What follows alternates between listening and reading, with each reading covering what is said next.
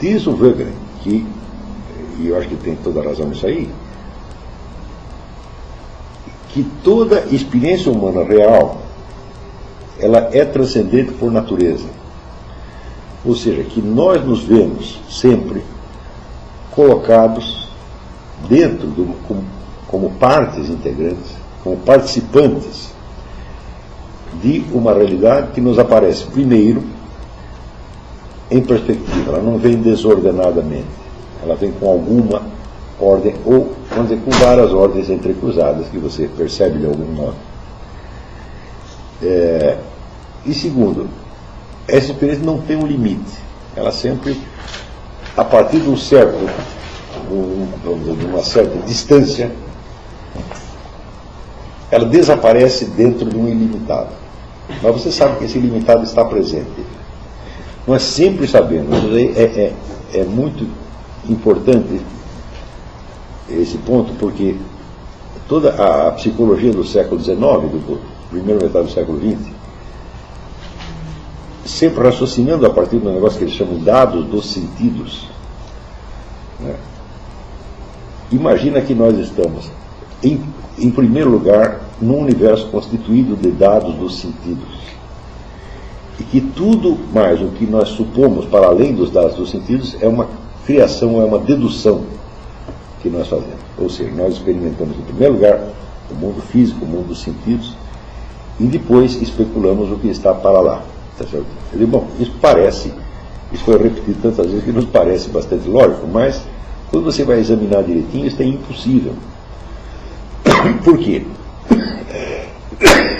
Se nós tomássemos os dados dos sentidos como elementos primários e tudo que está para além dos sentidos fosse apenas uma especulação, uma criação, uma invenção nossa, uma dedução que nós tiramos, cada um de nós teria que acreditar como mundo real somente naquilo que está ao alcance dos seus sentidos. Ou seja, por exemplo, agora nós estamos dentro desta sala. Então, esta sala é a realidade. O resto é construção nossa. Bom, nós não estamos vendo este resto. Tá certo? Mas nós poderíamos construir mentalmente com uma suposição. Isso implicaria a ideia de que esta sala, com toda a sua presença física maciça, está colocada dentro de um mar de meras conjecturas ou meras possibilidades. Ou seja, a parte invisível do mundo, tá certo, teria que ser toda construída pela nossa mente. Seria um pensamento apenas. Tá certo? Ou seja, nós viveríamos de fato dentro de um universo de pensamentos nossos, no qual um pequeno círculo, que é o daquilo que está ao alcance dos sentidos, né, constitui a única parte presente e efetivamente real. Ora, o que é propriamente uma percepção dos sentidos? É aquilo que os seus sentidos captam de qualquer ente, por mais simples que seja, é só um aspecto dele. Por exemplo, agora eu estou vendo essa xícara só por este lado. Será que eu tenho que raciocinar para saber que existe um outro lado? Será que o outro lado é uma conjectura que eu criei? Ou, ao contrário, a presença deste outro lado é a condição prévia para que eu veja este lado?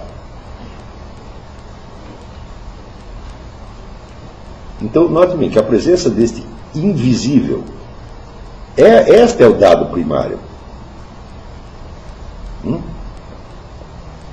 Quando você fecha os olhos e o universo se torna visualmente inacessível para você, você não saiu dele, você sabe que não saiu. Porque sempre resta a pergunta, você fechou os olhos, mas onde você fechou os olhos? Para fechar os olhos, você tem que estar num lugar.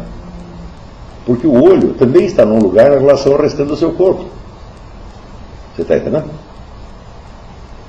Então, essas noções, vamos dizer, como lugar, tempo, etc, etc.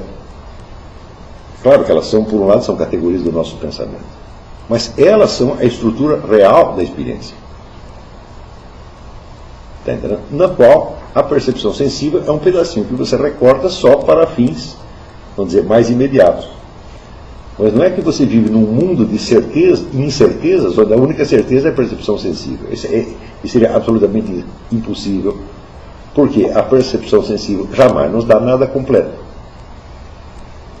O meu próprio corpo não é completo para mim. Eu não posso ver o meu corpo por dentro. Agora, vocês imaginem eu circular por aí, né, imaginando que só está presente aquela parte do meu corpo que eu vejo e que o resto é tudo uma conjetura. Quer dizer, eu não poderia agir nem por um minuto pensando assim. Ou seja, o universo que chega à nossa percepção é imensamente rico e imensamente presente. Quer dizer, tem uma presença que se impõe para nós. E nós só nos percebemos a nós mesmos como partes integrantes dele. Nenhum de nós tomou consciência de si como um ente isolado para depois descobrir que existe um mundo. Ao contrário. Você começa a prestar atenção nas coisas e mais tarde você vai tentar se situar ali dentro. Não é isso? Quer dizer, existe todo um universo do não percebido que está presente. E você conta com esse presente. Não como, note bem, não é que você acredita, né? Porque para acreditar numa coisa precisa ter pensado nela. Não é objeto de crença, não é objeto de percepção e também não é objeto de crença. Note bem, aqui eu não estou usando o vocabulário do Frege, estou explicando como eu explico, mas é o que está subentendido no Frege, né? Tá certo? Se não é objeto de percepção e também não é objeto de crença, quer dizer, não é um dado dos sentidos e também não é uma construção mental, o que é? É isso que eu chamo conhecimento por presença. Para que você tenha dados dos sentidos ou para que você tenha pensamento, algo tem de estar presente. Está entendendo? E você tem de estar presente. Quer dizer, esta presença mútua, este é o começo do conhecimento. Estão compreendendo? E você, antes de perceber qualquer coisa em particular, você percebe o quê? Presença. A presença do ser, a presença da realidade. Está entendendo? E quando você começa a examinar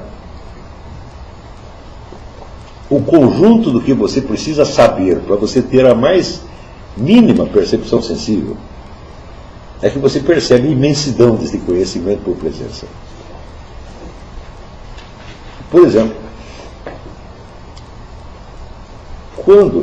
como é que eu consigo, do conjunto de dados, entre aspas, sensíveis que me chegam num certo momento, como é que eu consigo distinguir uma coisa da outra?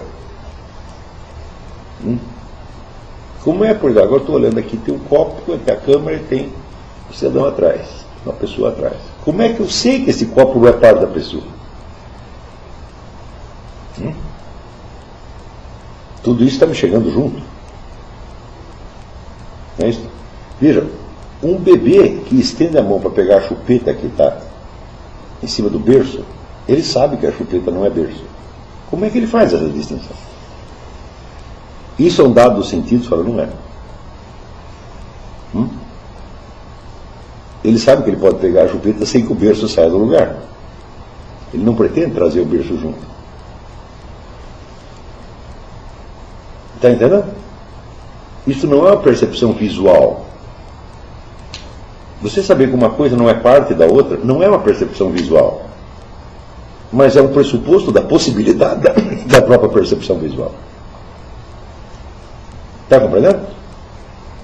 Ou seja, o conhecimento por presença antecede qualquer percepção visual e é a base da percepção. Está entendendo? Note bem, ele se distingue tanto das percepções visuais quanto das construções mentais, imaginações, etc, etc. Nós sabemos, todo mundo sabe distinguir o que é uma percepção visual, o que é um pensamento que você teve e o que é a realidade. Você sabe que uma percepção é uma coisa que se passou em você. Você sabe que um pensamento é uma coisa que também se passou em você. Mas você sabe que você não é uma coisa que se passou em você. Como é que você distingue entre um pensamento que você teve e você mesmo? Você sabe que uma coisa não é a outra? Está compreendendo? Então, quer dizer, a mera distinção entre percepções sensíveis e pensamentos se baseia no conhecimento anterior. E esse conhecimento anterior, ele tem quase todos os dados fundamentais que nós precisamos para nos orientar na realidade.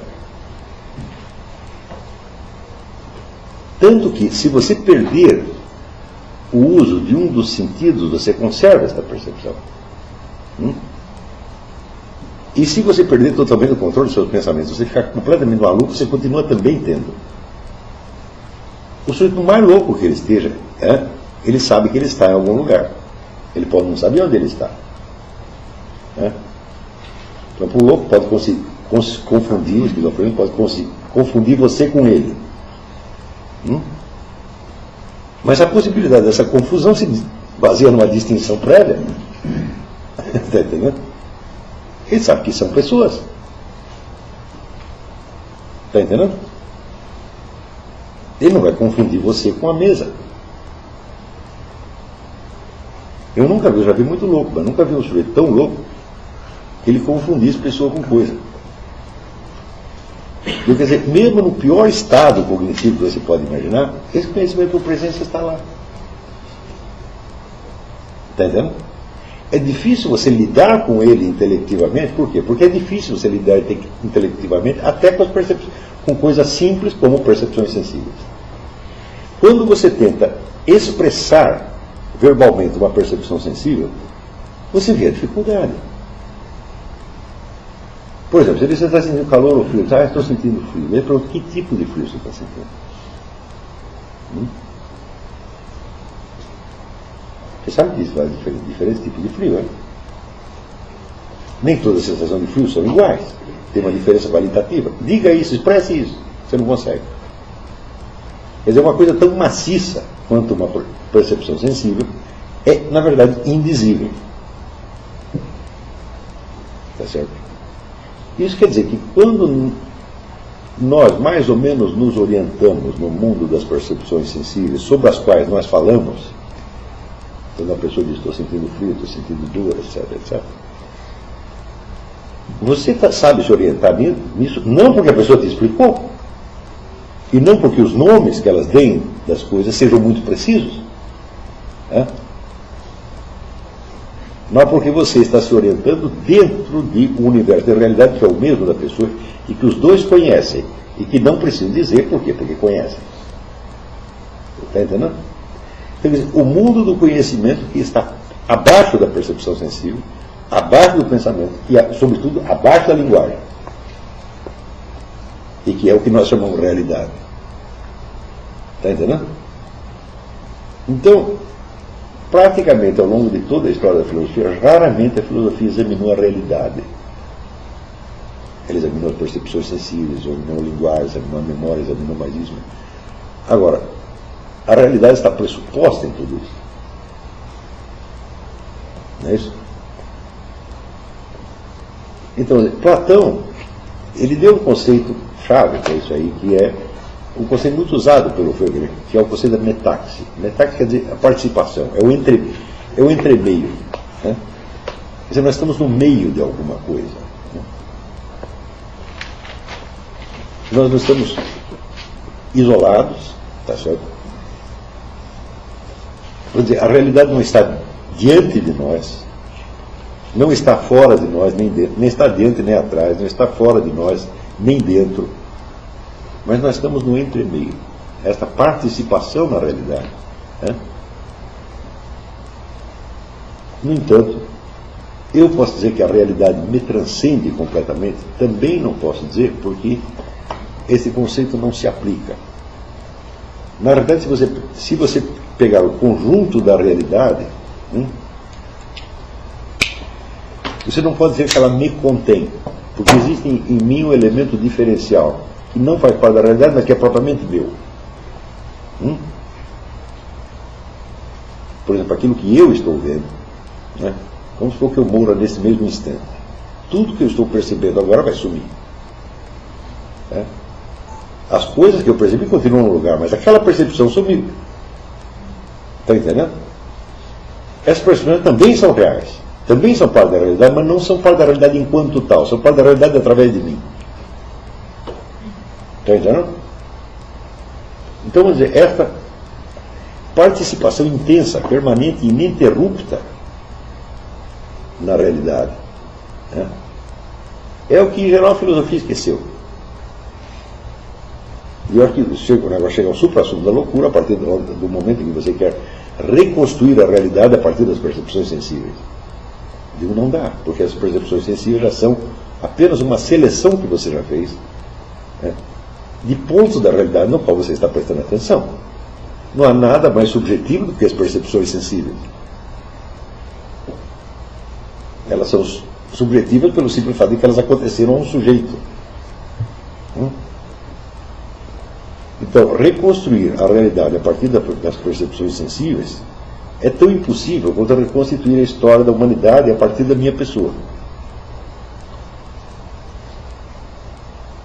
A humanidade é uma condição de que preexiste a minha pessoa e que permite que ela exista. Nós só falamos de coisas secundárias. Mas o principal nós não podemos falar, porque o principal nós estamos dentro dele. E o falar, afinal de contas, é só mais uma atividade que você desempenha dentro dessa realidade. A realidade não pode ser expressa, e nem precisa ser expressa, porque toda expressão se dá dentro da realidade, visando esclarecer certos pontos dela, supondo-se que o conjunto já é conhecido. Está entendendo? Tudo isso forma um imenso conjunto de pressupostos que estão dados na mais mínima percepção ou comunicação humana. E que justamente por ser tão difícil de expressar e por ser uma presença tão permanente, a inteligência abstrativa acaba não levando em conta. E você pega elementos que foram puramente criados pela sua inteligência abstrativa, separados, recortados pela sua inteligência abstrativa, e você começa a achar que eles são a realidade, como por exemplo as percepções sensíveis. Está entendendo? Ou quando Descartes diz que em vez de percepções sensíveis, dizem o pensamento, a consciência de eu. Eu falo assim, você tem consciência de eu onde?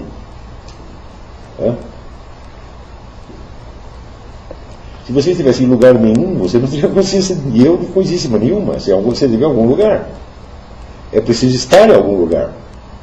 E pior, ele descreve o lugar onde ele teve essa consciência. E ele não percebe que o eu e o lugar são coexistentes.